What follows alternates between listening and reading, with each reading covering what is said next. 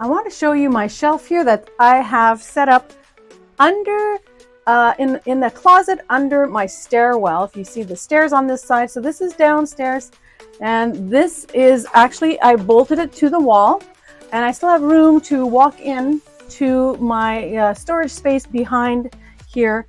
But this is a 4 shelf, 1, 2, 3, 4 shelves here, and it's super easy to assemble. And it has, you can have about 100 pounds per shelf, and they're really easy to clean. You can just dust them off.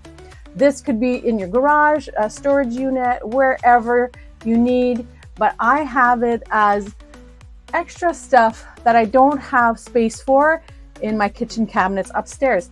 Like big appliances like my KitchenAid that I don't use every day, and other such appliances, little appliances, extra things that take up too much space, they go here. And I like it because I can easily just walk down this few steps, grab what I need without having to open cabinets and dig things out.